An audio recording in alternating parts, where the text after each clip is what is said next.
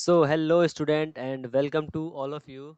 So, this is the part number 5th of word problems. जैसा कि हम लोग वर्ड प्रॉब्लम्स कर रहे थे डिफरेंट डिफरेंट कैटेगरीज के, यानी कैटेगरीज का मतलब कि किसी से भी रिलेटेड हो सकता है आपका। जैसे कि आपने अगर 4 पार्ट की वीडियो देखी हो तो उसमें मैंने अलग अलग टाइप्स के आपको वर्ड प्रॉब्लम्स एक्सप्लेन किया है। तो आई होप आपको वो वीडियोज अच्छी लगी होंगी। अलग अलग कॉम्पिटिटिव एग्जाम में अलग अलग क्वेश्चन आते हैं, हमको पता है। ठीक है, तो इस वीडियो में मैं आपके लिए टाइम, स्पीड और डिस्टेंस से रिलेटेड कुछ वर्ड प्रॉब्लम्स करने जा रहा हूँ और समझाने जा रहा हूँ। ओके, तो बहुत ध्यान से इस वीडियो को आप स्टार्टिंग से देखिएगा, आपको एक एक चीज़ समझ आ जाएगी वीडियो को देखने के बाद। ओके, तो सबसे पहले स्टार्ट कर लेते हैं और बाद में बीच में हम कुछ कुछ बातें भी करते रहेंगे अगर मेरे को कुछ याद आएगा तो। ओके, बताने लायक होगी तो। सो क्वेश्चन को रीड करिए पहले तो। मेन होता है क्वेश्चन को रीड करना। आप बोलोगे कि सर इतना बड़ा क्वेश्चन है, रीड करेंगे तो इतना टाइम लग जाता है। तो एक आदत, यानी कि किसी चीज़ का आप हैबिट कैसे फॉर्म करते हो, तो हैबिट फॉर्मेशन सीखिए। कोई चीज़ छोटी है, कोई क्वेश्चन छोटा है उसको आप करोगे, कोई क्वेश्चन लेंथ दिया गया उसको नहीं करोगे, तो इससे क्या होगा ना, आपको फिर उसी चीज़ की आदत पड़ जाएगी। तो मिक्स्ड करिए, मिक्स्ड। ऐसा नहीं है कि आसान है तो कर लोगे, मुश्किल है तो छोड़ दोगे। तो ये सब एक अच्छे स्टूडेंट की निशानी नहीं होती है। तो मेहनत या हार्ड वर्क तो आपको करना ही पड़ेगा किसी ना किसी कीमत पर। तो देखिए, क्वेश्चन है हमारा, प्लेसेस ए एंड बी, दो प्लेस है ए और B, are 100 kilometre apart on a highway. एक हाईवे है और एक प्लेस है आपका, लेट सपोज दिस ए, और एक प्लेस है आपका लेट सपोज के लिए बी। और जो इनकी दूरी है ना, यानी कि ए से लेकर बी तक की दूरी जो है वो कितनी है, 100 kilometre. One car start from A and other from B at the same time. यहाँ पर जो टाइम है वो सेम है। क्या है आपका टाइम, सेम है, सेम टाइम पे स्टार्ट हो रही है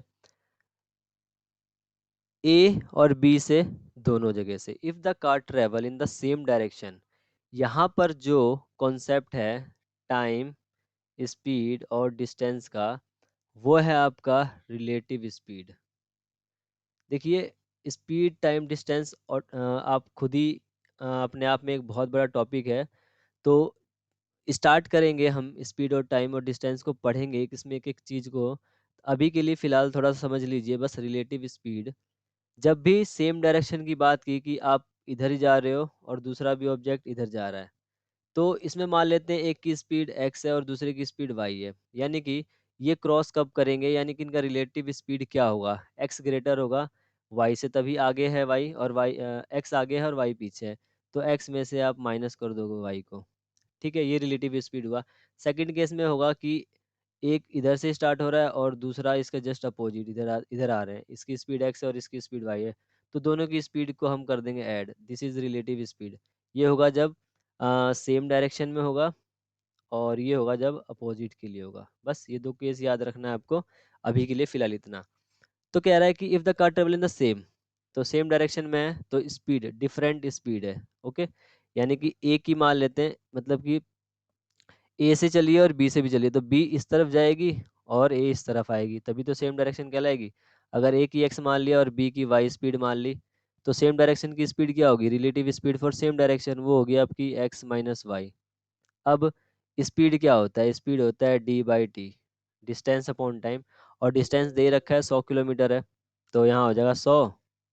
और टाइम, जब ये सेम डायरेक्शन में चलते हैं तो वो 5 घंटे में मिलते हैं, मतलब कि इसकी स्पीड कुछ रहेगी, इसकी स्पीड कुछ रही होगी, तो आपस में जब मिलते हैं एक जगह पर तो 5 घंटे में मिलते हैं। तो डी बाई टी यानी 5। ये हो गया हमारा फर्स्ट इक्वेशन, बन गया। बस क्वेश्चन बड़ा है, इसका मतलब ये नहीं कि कॉन्सेप्ट भी उतना ही होगा, करने में बहुत आसान है। फिर कह रहा है if they travel towards each other, जब वो टुवर्ड्स का मतलब यहाँ पर अपोजिट की बात हो रही है। ठीक है, तो अपोजिट में क्या होगा कि स्पीड ऐड हो जाएंगी। तो यहाँ पर जो इक्वेशन बनेगी वो बनेगी इसकी x plus y is equal to distance same 100 ही है, यानी अपोजिट का मतलब ये x इधर आएगा और y भी इधर ही आएगा इसी की तरफ। तब वो 1 घंटे में मिलते हैं, they meet each other in 1 hour. तो 1 घंटा ये हो गया। तो x plus y equal to 100 ही लिख सकते हो डायरेक्ट, क्योंकि 1 से तो कोई मतलब नहीं है, 1 डिवाइड करोगे 100 ही आएगा, और ये जो होगा ना ये कटेगा तो 20 बनेगा। तो दो इक्वेशन तो सिंपल यहीं से बन गई, x minus y is equal to 20 और x plus y is equal to 100। ये हो गई हमारी। जस्ट इसको आप एलिमिनेट कर दो, ये हो गया 2x और ये हो जाएगा 120। तो देख लो यहाँ से x की स्पीड आ गई 60, x की स्पीड आ गई 60 क्योंकि 260 जा 120। अब यहाँ टोटल 100 है x प्लस वाई मिलाकर, तो x 60 है तो y कितनी हो जाएगी, y 40 हो जाएगी। तो दोनों की स्पीड आ गई, टू कार्स की, इसकी मान लो कि इतनी आ गई किलोमीटर पर आवर और इसकी इतनी आ गई 60 किलोमीटर पर आवर। ओके, तो कॉन्सेप्ट को समझना है बस, यहाँ पर रिलेटिव स्पीड का कॉन्सेप्ट लगाया और कुछ नहीं लगाया। तो आई होप आपको ये सवाल समझ आया बहुत आसान तरीके से। क्लियर? आगे चलते हैं नेक्स्ट क्वेश्चन की तरफ। So the next question is, a man travels 370 kilometre partially by train and partially by car। मतलब कि आधा आधा, आधा का मतलब ये नहीं कि 370 है तो उसका आधा बता दिया ट्रेन से और उसका आधा बता दिया कार से, इसमें डिटेल दी हुई है आपको। If he covers 250 kilometre and 250 kilometre by train, train से वो 250 चलता है तो 370 में से 250 माइनस करोगे तो कितना बचेगा, 120। यानी ट्रेन से वो डिस्टेंस ट्रेवल करता है 250 किलोमीटर, तो कार से हो जाएगा इसका, कार से हो जाएगा 120 kilometre. Clear? And rest by car, ठीक है लिख दिया हमने। इट टेक्स हिम 4 आवर, तब वो 4 घंटे लेता है। टोटल टाइम लेता है मतलब दोनों से, यानी कि ट्रेन से जाने में भी और कार से जाने में भी। तो सिंपल इसमें टाइम क्या होता है आपका फॉर्मूला, डिस्टेंस अपॉन स्पीड। तो 250 वो ट्रेन से गया है, तो यहाँ पर हो जाएगा ये ट्रेन का मतलब नोट टाइम, ये this is train and this is for C for car, this is kilometre and this is kilometre, यानी कि डिस्टेंस। तो डिस्टेंस, दिस इज डिस्टेंस, या आप डायरेक्ट लिखो क्योंकि हमें स्टेप्स कम करने हैं ना कि स्टेप्स को बढ़ाना है। तो 250 यानी कि 250। डिस्टेंस अपॉन स्पीड, तो स्पीड हमें पूछी है, find the speed of the train and that of the car. तो कार की ट्रेन की स्पीड ले लो x और कार की ले लो y। तो ये हो जाएगा x प्लस, तो कार से 120 अपॉन में y and this is the total time, मतलब ट्रेन के लिए हो गया, कार के लिए हो गया, और टोटल कितना 4 घंटे, ये हो गया आपका टाइम। ओके, 4 आवर्स में, क्योंकि यहाँ पर किलोमीटर और आवर में दे रखा है तो कन्वर्ट करने की कोई ज़रूरत नहीं है। But if he travels 130 kilometre by train, यानी कि 130 किलोमीटर वो ट्रेन से जाता है, यानी ट्रेन के लिए 130 बट्टे में x हो गया प्लस, और रेस्ट बाय द कार, तो 130 यानी कि इसमें से माइनस कर दो, 0 4 और 2 यानी कि 240 किलोमीटर किससे जाएगा, कार से, तो उसकी स्पीड y माना है इज इक्वल टू टाइम कितना लेता है, ही टेक्स 18 मिनट्स लॉन्गर, यानी कि 18 मिनट ज़्यादा लेता है। तो पहले 4 घंटे तो ले ही रहा था प्लस 18 मिनट्स और ले रहा था, तो 18 मिनट्स को और में करने के लिए 60 से डिवाइड कर दो, 6 3 जा 18 एंड 6 10 जा, ये हो गया आपका 6 10 जा 60, यानी कि 440 कितना हो जाए 43/10 आवर, 43/10 आवर। तो यहाँ पर आप यू कर सकते हो कि 43/10 आवर्स। क्लियर? इतना क्लियर हो गया। अब करना क्या है, ये इक्वेशन होगी आपकी फर्स्ट, ये इक्वेशन होगी सेकंड। जस्ट इसको सॉल्व करना है। अब जैसे भी आप इक्वेशन को सॉल्व करते हो, जैसे आपको अच्छा लगता है सॉल्व करना, उस तरीके से आप कर सकते हो। तो देखिए इसको हमें सॉल्व कैसे करना है। सबसे आसान तरीका मुझे लगता है एलिमिनेशन का, यानी कि किसी एक वैल्यू को हम काट दें, यानी कि x को काट दो या फिर y को काट दो। तो यहाँ पर हम देखिए ये 120 और ये 240 है, इसको हम 240 बनाने के लिए क्या कर सकते हैं, इस पूरे इक्वेशन में 2 से मल्टीप्लाई कर सकते हैं, तो हमारा एक सीधा सीधा y कट जाएगा। तो अगर मैं इसमें 2 से मल्टीप्लाई कर दूँ पूरे इक्वेशन को, इस वाली में, फर्स्ट वाली में 2 से, ओके, तो जब 2 से जैसे ही मल्टीप्लाई करूँगा ना, तो ये जो 250 है वो 500 हो जाएगा और ये 240 हो जाएगा और ये 8 हो जाएगा। तो यहीं पर हम कर लेते हैं, यानी कि ये हो जाएगा 240, ये होगा 240, यानी कि ये माइनस कर देते हैं, क्योंकि माइनस करेंगे तभी ये कटेगा, तो ये माइनस हो जाएगा और ये भी माइनस हो जाएगा और ये 8 हो जाएगा। तो यहाँ पर हम इसको कट करके अभी फ़िलहाल के लिए, ओके, 8 कर देते हैं, ये 8 हो जाएगा और ये वाला क्या हो जाएगा आपका, जैसे ही करेंगे तो 500 हो जाएगा। ओके, बस आपको जस्ट समझ आ जाए।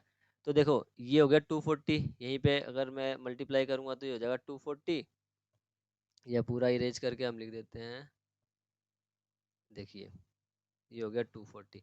अब ये माइनस हो गया, ये प्लस है, ये बिल्कुल सेम वैल्यूज हो जाएंगे, कट गया आपका, और ये 8 हो गया और ये 500 हो गया, जैसे ही मल्टीप्लाई कर दिया तो ये 2 हट जाएगा यहाँ से हमारा, क्योंकि ऑलरेडी हमने मल्टीप्लाई कर दिया है। अब 500x में से ये माइनस कर दो, यानी कि 500x minus 130 of x is equal to क्या मिलेगा आपको?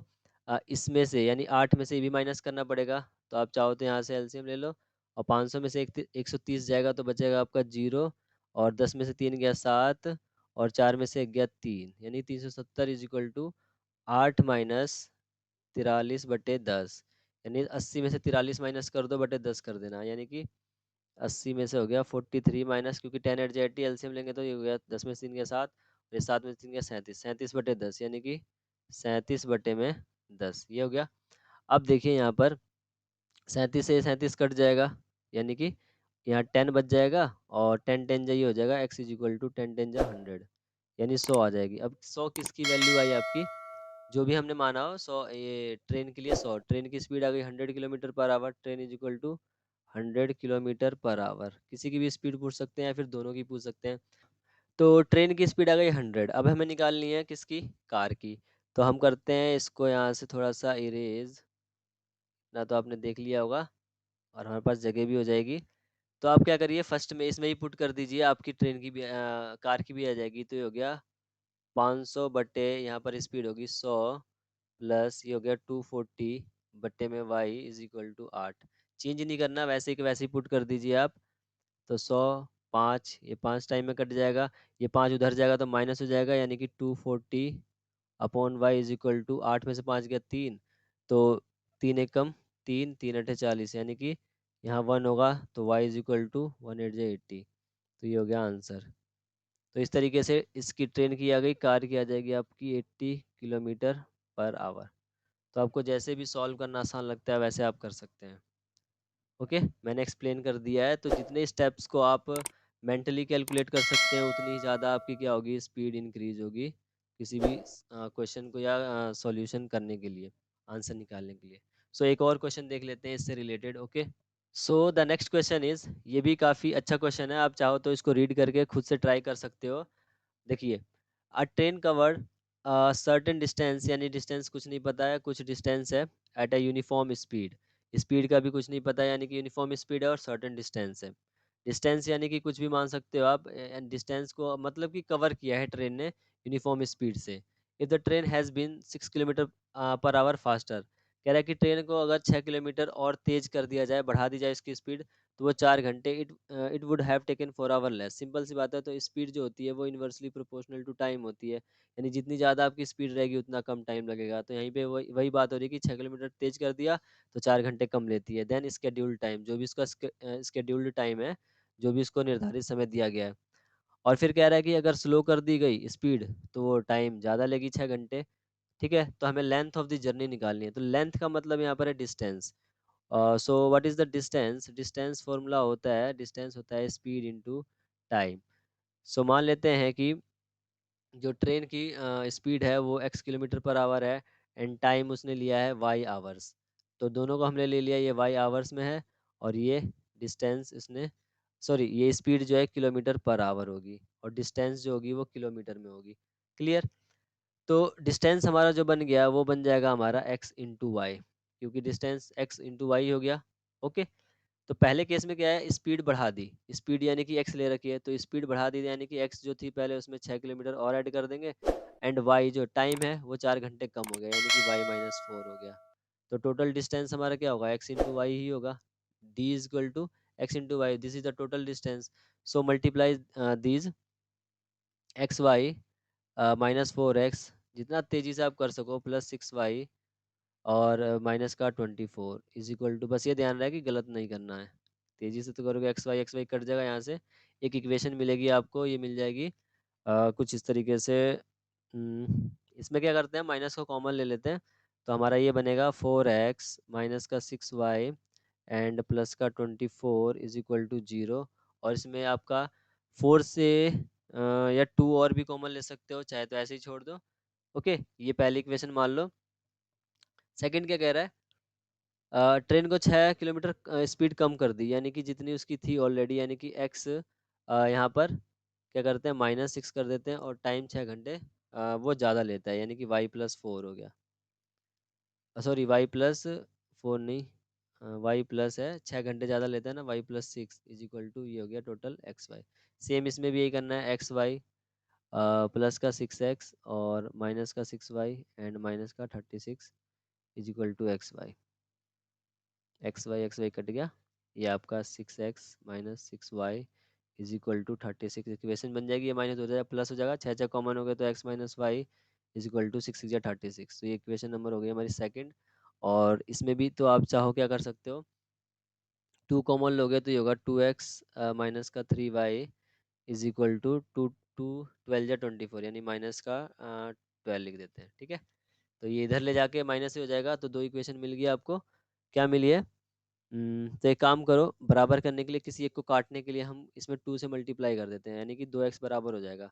तो ये हो जाएगा 2x माइनस का 2y is equal to 2 6 12। Clear. ठीक है, अब सॉल्व करना है इसको, बस एलिमिनेट करने के लिए ये माइनस हो गया, ये प्लस हो जाएगा और ये माइनस हो जाएगा। तो ये तो कट जाएंगे और ये प्लस हो गया, तो ये हो गया माइनस का y is equal to, because ये माइनस का बड़ा है और ये होगा माइनस, तो ये माइनस माइनस 12 12 24 से कट जाएगा, तो y की वैल्यू आ गई 24। तो y आ गया यहाँ पर 24, हमें चाहिए x। तो सिंपल है, किसी सेकेंड इक्वेशन में पुट कर दो, x minus 24 is equal to 6, x is equal to 24 और 6 कितना हो गया 30।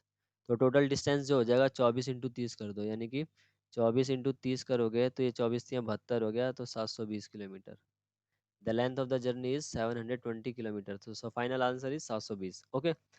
अगर मैंने कोई गलत कर दिया हो, मिस्टेक कर दिया हो सॉल्यूशन करने में, तो कुछ वो नहीं करना है, स्टेप्स वही रहेंगे।